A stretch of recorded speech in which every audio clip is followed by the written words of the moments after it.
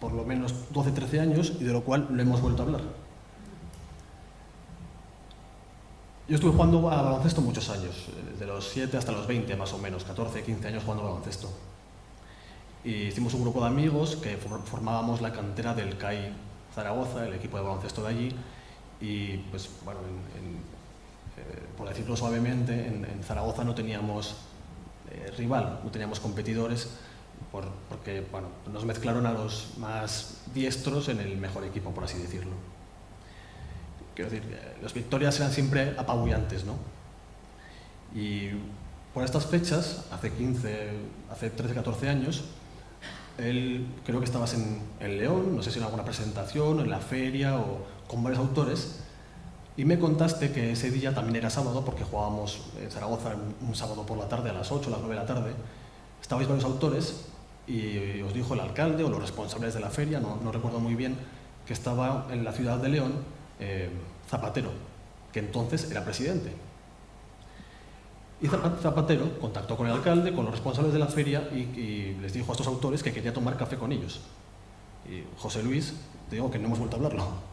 Le dijiste que no porque tenía que ir a ver a jugar a su hijo a Zaragoza.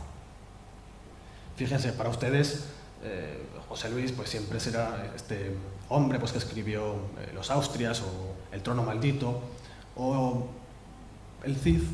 Para mí siempre será el hombre que no quiso tomar un café con Zapatero porque su hijo jugaba un partido de baloncesto intrascendente. Nada más, buenos días. ¿Te acordabas de eso?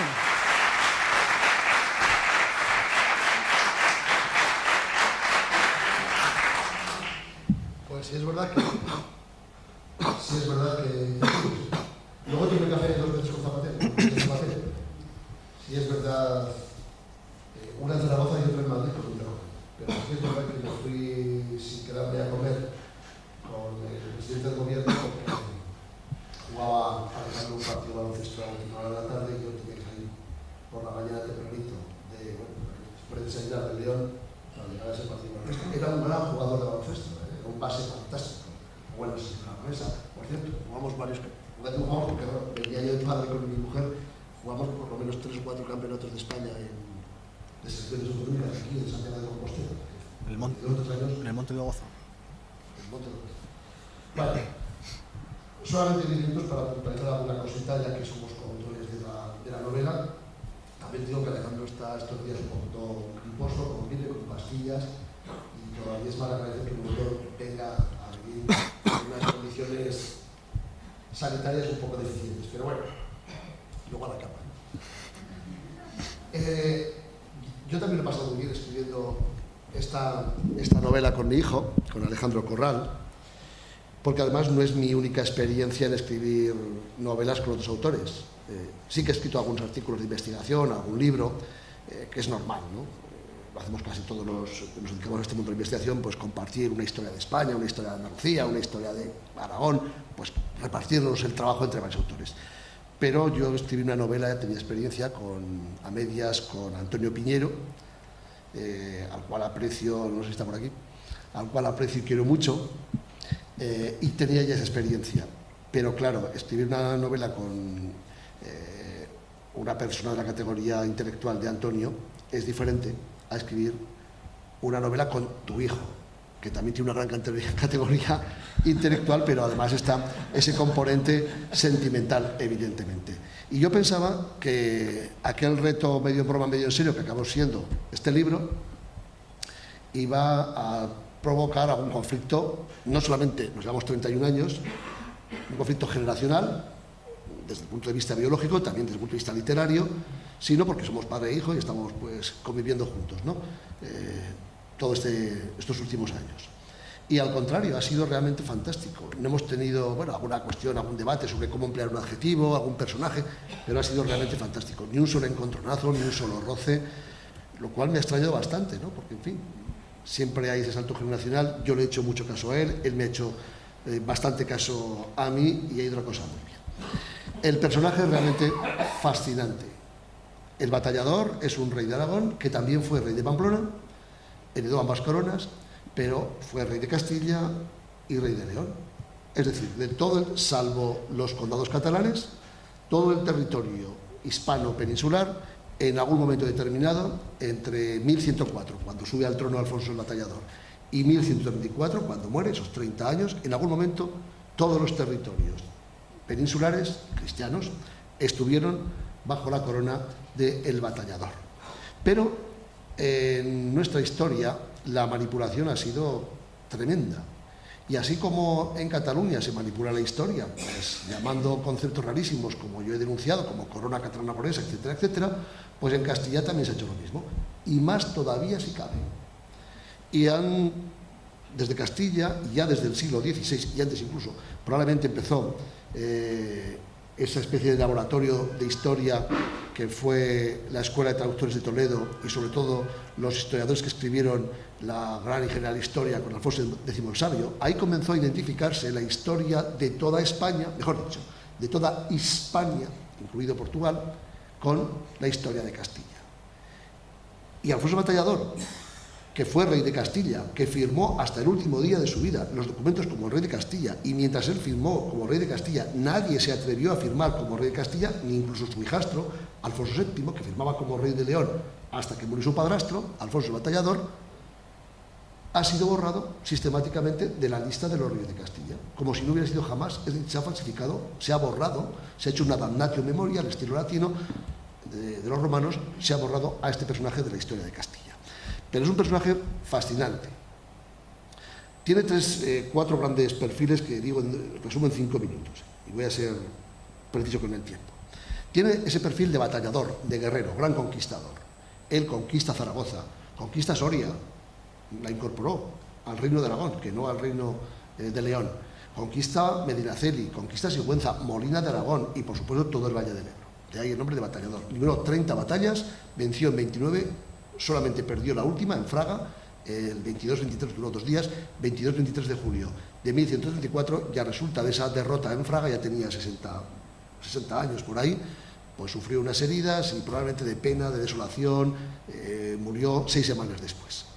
Por tanto, la historia nos lo presenta como un gran batallador, siempre en primera línea de combate. En la batalla de Alcoraz, defendiendo, encabezando el ejército de su hermano, el rey Pedro I, su hermano mayor, entonces rey de Aragón, el que dirige la carga de caballería que derrota a los almorávides, que derrota a los musulmanes, con ayuda, por cierto, de unos escuadrones de caballeros castellanos que acuden a la defensa de Huesca, musulmana. Fíjense, la historia que nos han contado de guerras entre cristianos y musulmanes en la península ibérica entre unos y otros es bastante falsa. Hay alianzas de Castilla con los musulmanes de Zaragoza contra los aragoneses, contra, bueno, un verdadero mezcla de enfrentamientos y de alianzas. Allí el que encabeza la carga de caballería, tenía entonces 23 años, 24, es Alfonso el Batallador. Siempre está en primera línea de combate. Por tanto, primer perfil, un gran guerrero, como nos cuenta la historia.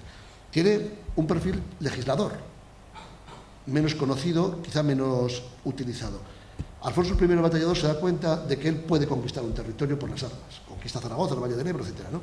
Pero que o da unos fueros, unas leyes, para que la gente que vive en el territorio, musulmanes, judíos, se queden allí y que vengan otros nuevos a poblar ese territorio, o aquella tierra va a quedar baldía.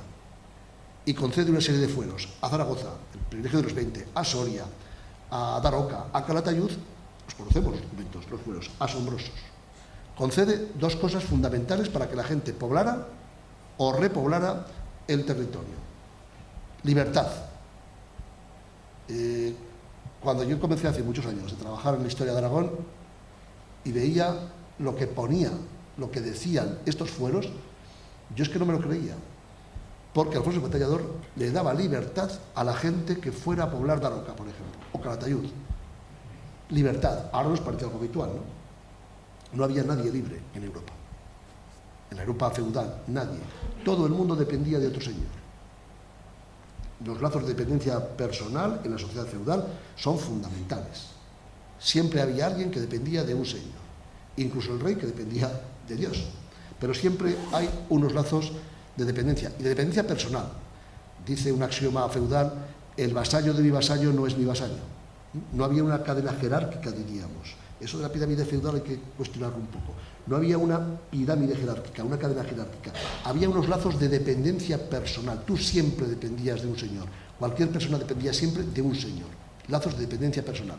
Bueno, pues a este señor, Alfonso Batallador, se le ocurre conceder unos fueros de libertad donde los hombres y mujeres que acudan a poblar estos territorios fronterizos, peligrosos, que están en un peligro tremendo de despoblación, sean libres y que puedan constituir su propio concejo, su propio ayuntamiento, diríamos hoy en día. Los fueros son absolutamente asombrosos. Un espacio de oasis de libertad en plena Europa feudal. Si ustedes recorren las tierras fronterizas de Aragón, la Extremadura aragonesa, y hablan de condes, marqueses, señores feudales, que en toda España ha habido, allí jamás los hemos tenido. En mi pueblo no existe nada de eso, en Daroca, mi ciudad, no existe nada de eso, porque ha sido una tierra de hombres libres desde la repoblación del Batallador. Primera cuestión. Y segunda cuestión, además de incentivar mediante la libertad, que ahora nos parece algo que hemos conseguido hace ya tiempo y que es normal, les concede ser ingenuos, no inocentes. Ingenuos es que no paguen impuestos, como se entere Montoro. ¿Por qué? Porque la gente que va a poblar esas tierras difíciles y de fronteras quedaba exenta del pago de impuestos. Podían organizar sus negocios. No le pagaban la renta feudal a un señor conde que aparecía por allí con sus mernadas y decía, a ver, el 10% de la cosecha, la primicia, etcétera, la renta feudal para el señor del territorio, ¿no? Eso consiguió que las tierras, estamos hablando de principios del siglo XII, cuando entre las tierras cristianas y las tierras musulmanas hay unas rafias permanentes. La batalla de Cutanda que decía Alejandro de 1120, esa batalla de Alcoraz, en Castilla y León ocurre exactamente lo mismo, ¿no? Un momento peligrosísimo. El rey Alfonso VI, el padre de Urraca de León, ha sido derrotado en Sagrajas por los almorávides en 1086. Y algunos territorios que se habían ganado con Fernando I, con Sancho II y sobre todo con el propio Alfonso VI, la conquista de Toledo, se perdieron. Solamente aguantó Toledo pues casi por casualidad, ¿no? Bueno, esa es la segunda cuestión, ¿eh? El rey legislador que, adelantándose a su tiempo, es capaz de ver cómo aplicando determinadas leyes, determinados privilegios a la población de un lugar o a la población que va a venir a ese lugar, puede mantenerse poblado ese lugar. En tercer lugar, su faceta homosexual, muy importante para la novela. Él, como ha comentado muy bien Alejandro, era homosexual, nunca había tenido relaciones con mujeres, apartó, misógino y homosexual, apartó a todas las mujeres de su corte, solamente permitía que una prima suya, una prima de un tío que había sido un bastardo, de Sancho Ramírez, de su padre, bueno, una taltalesa, ahí le permite que esté en la corte, porque luego la casa con Gastón de Bear, solo permitía la presencia de su prima hermana, pero de diferente rama familiar, ¿no? La rama bastarda y la rama legítima, hablando en términos medievales. Esa homosexualidad la hemos tratado en la novela, nos ponemos de acuerdo enseguida, con mucha sutileza, claro. No hay escenas escabrosas de homosexualidad. Podríamos haberlo hecho quizá más comercial, ¿no?, el libro, desde ese punto de vista, utilizando pues descripciones pues más escabrosas, pero hemos querido ser muy sutiles. Está la homosexualidad del rey en toda la novela, evidentemente, pero con esa sutileza que hemos intentado introducir en el texto. Esa homosexualidad que nos llevó a no tener hijos con Urraca de León, con la cual se casó.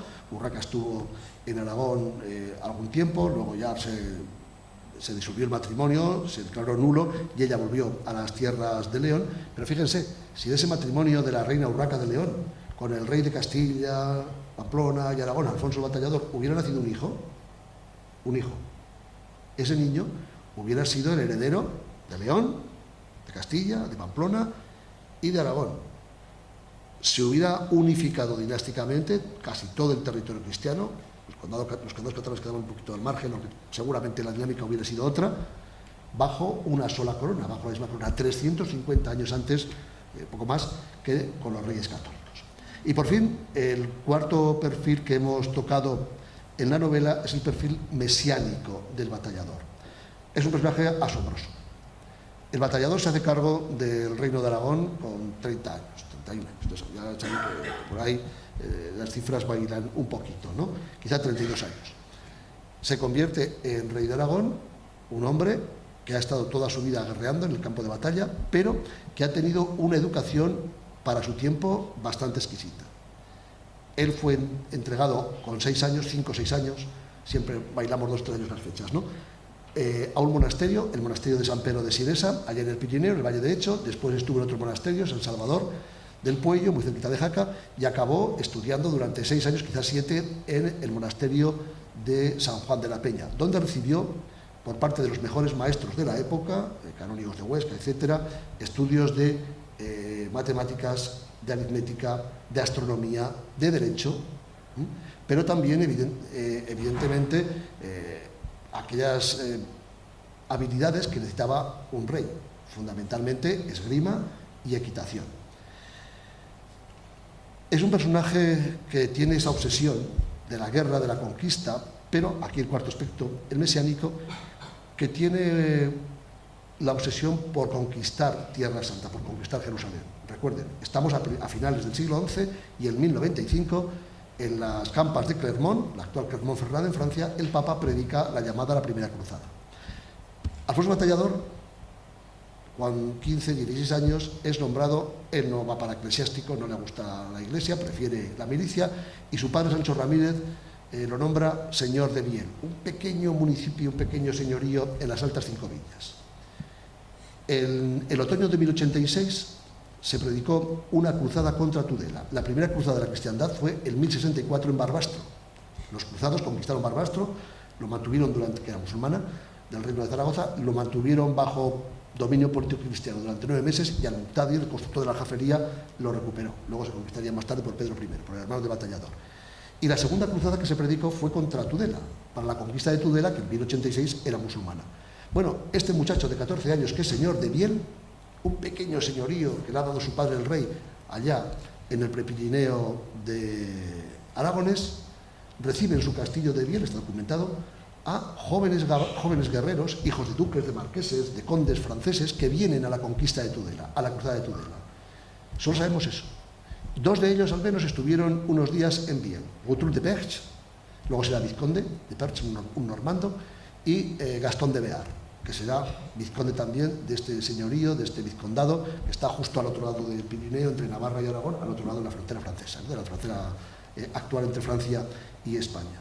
Aquellos 2 jóvenes un poquito más mayores que Alfonso, que iban a la cruzada de Tudela, nos los imaginamos como este jovencísimo Alfonso los recibió y escucharía las historias magníficas que traían de Aquitania, que traían de Normandía, que traían de Francia, y cómo estos caballeros se fueron hacia Tudela y Alfonso, su padre, no lo dejó ir a Tudela.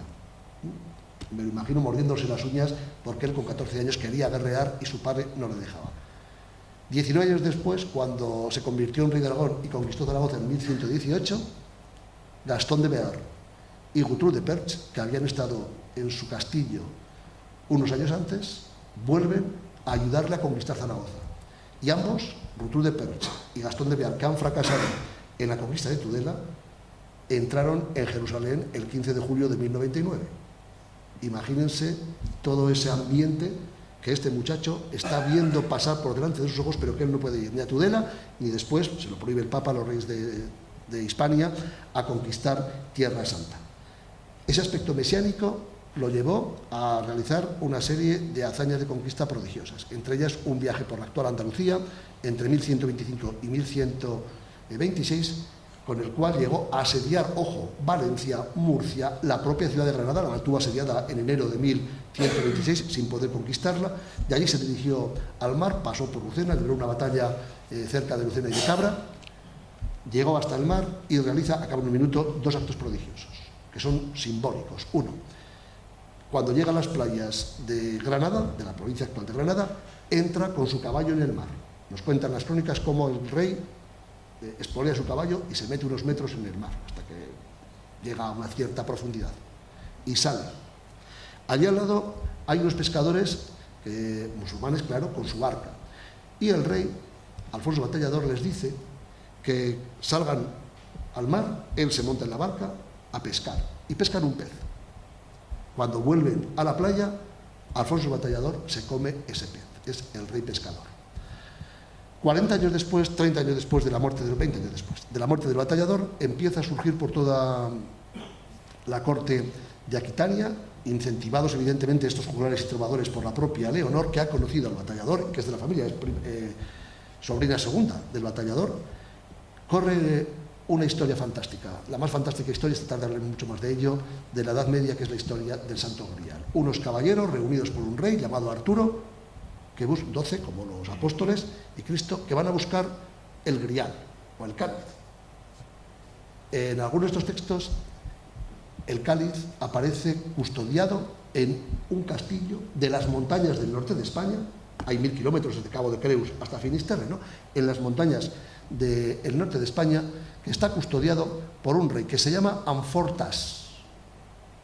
¿Saben cómo aparece el nombre de Alfonso el Batallador en sus monedas acuñadas? Esto es de 1126. Anfus Rex. Amfortas, Anfus Rex. En alguna moneda parece leerse Amfortas. ¿Y saben cuál es el seudónimo? El mote, que en estas leyendas del Grial le ponen a ese rey Amfortas, Anfus Rex, el rey pescador. ¿Tuvo algo que ver en el origen del Grial aquellos jóvenes caballeros aquitanos que venían una y otra vez, aquella Leonor de Aquitania, que viajó varias veces a la península ibérica, por cierto, incluso ya muy mayor, para casar a su nieta con el rey de Castilla, con este rey prodigioso que iba buscando ese objeto maravilloso que era el Grial, porque el Grial lo veía todos los días de niño en San Juan de la Peña? En San Juan de la Peña había un Grial, que una vieja leyenda contaba, Javier Sierra lo contará esta tarde.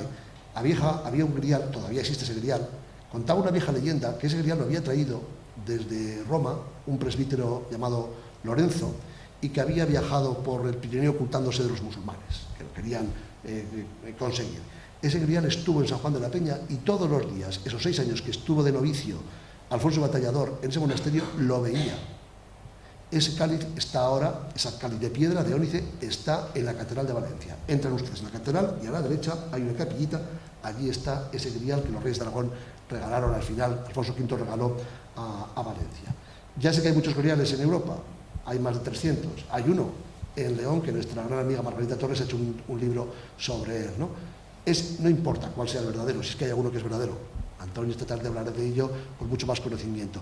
Pero corría esa leyenda, y probablemente, yo estoy casi convencido que buena parte de las leyendas del ciclo artúrico que corrieron por Europa en el siglo XII y después se deben a que durante los últimos años del siglo XI y los primeros del siglo XII, aquí en la península ibérica hubo una serie de reyes, entre ellos y sobre todo Alfonso I, que combatían a los musulmanes y que tenían una copa de piedra que pudo ser, o que por lo menos creían que era la copa de Cristo. Bueno, esa es la novela que hemos construido y que, como digo, los hemos pasado estupendamente. Y como ya no tenemos más tiempo, si les parece, levantamos la sesión y esta tarde Antonio Piñero nos deleitará con las historias en torno al Grial, luego Javier Peña con su novela El fuego invisible, y acabaremos con esa mesa redonda sobre los libros y las historias del Grial. Muchas gracias y hasta el próximo.